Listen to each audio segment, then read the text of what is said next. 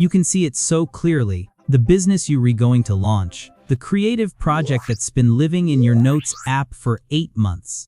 The version of yourself who wakes up early, gets things done, and actually follows through. That vision is vivid. Detailed. It feels so real you can almost taste it. And yet here you are, phone in hand, deep in a scroll session you never planned, watching the afternoon disappear while the work sits untouched. You're not lazy in the way people mean it when they say it as an insult. You're something more complicated than that. You're someone who cares deeply about where they're going but can seem to get off the starting line. Ambitious enough to feel the gap between where you are and where you want to be. Self-aware enough to feel guilty about it, but somehow unable to close the distance. If that's you, this video is going to explain exactly what's happening in your brain and why fixing it has nothing to do with just trying harder. Let's start with what's actually going on neurologically, because this isn't a character flaw, it's a conflict. Your brain runs 2 competing systems simultaneously. The first is your approach system, the part that lights up around possibility, reward, and future gains. This is the part that gets genuinely excited about your goals at midnight. That makes the vision board, that downloads the productivity app. The second is your avoidance system, the part that activates the moment real effort becomes required. The part that notices discomfort before it arrives and reroutes you towards something easier. Here's what most people don't understand. These 2 systems can be equally strong at the same time. You can want something badly and still be deeply wired to avoid the discomfort required to get it. That's not hypocrisy, that's just how brains work. The issue isn't the wanting. It's that your avoidance system has been winning so consistently that it now runs on autopilot, and your phone doesn't help. Every notification, every scroll, every YouTube rabbit hole delivers a small hit of dopamine that your brain registers as a reward. Your nervous system doesn't distinguish between a dopamine hit from finishing a project and a dopamine hit from a funny video. It just knows what's easier to get, and the phone always wins the comparison. Over time, your brain learns a deeply inconvenient lesson. Avoiding your goals feels good, so it keeps steering you toward avoidance. Not because you're broken, because you're rerunning a very efficient prediction machine pointed in the wrong direction. Now here's where it gets more complicated. Because lazy but ambitious isn't just about dopamine, there's usually a second layer underneath, perfectionism. And perfectionism is not what most people think it is. Perfectionism isn't about high standards.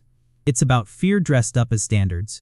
When you tell yourself you're waiting for the right moment, the right plan, the right energy level, what you're actually doing is protecting yourself from the risk of finding out that your best effort might not be good enough. As long as you haven't tried in earnest, you can still tell yourself that you would have been great if you actually committed. That belief, however hollow, feels safer than testing it against reality. Combine perfectionism with decision fatigue, the psychological depletion that comes from making too many small choices throughout the day, and you have a system almost perfectly engineered to produce inaction.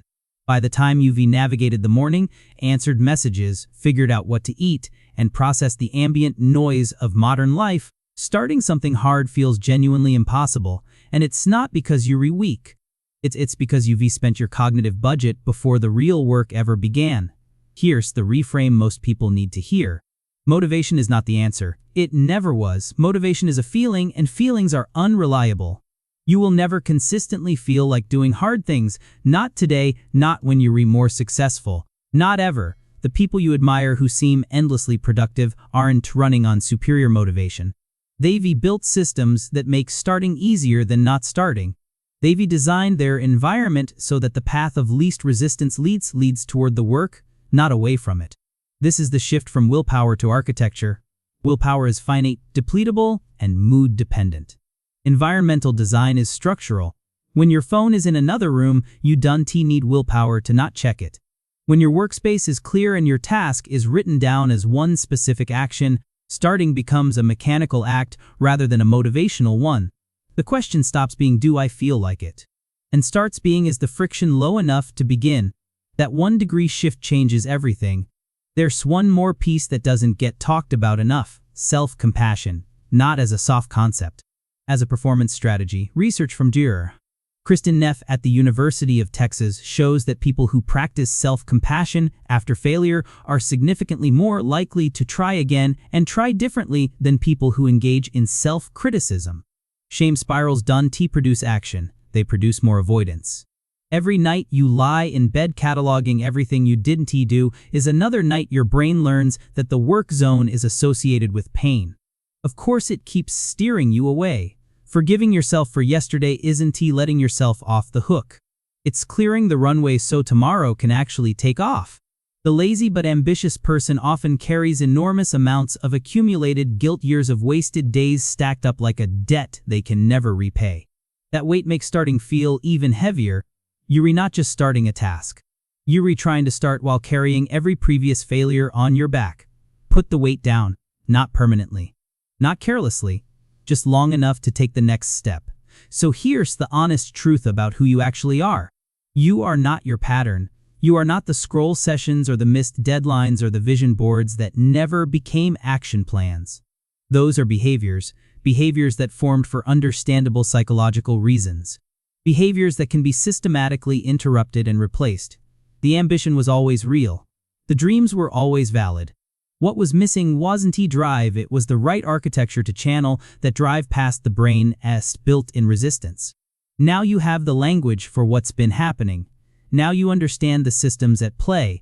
That understanding is not the finish line, but it is the starting point that actually leads somewhere. Start with one thing, not a plan for one thing. The thing itself, 10 minutes, one paragraph, one email sent, not because it will change your life today, but because every small completion teaches your brain a new lesson. Starting is survivable. Finishing feels good. The work is not the threat. The avoidance was? If this described something you've kept quiet because it felt too embarrassing to name, you're not alone and you're not behind. You're just finally starting to understand yourself clearly enough to actually change. Subscribe to Psychology Unpacked for more of this. See you in the next one.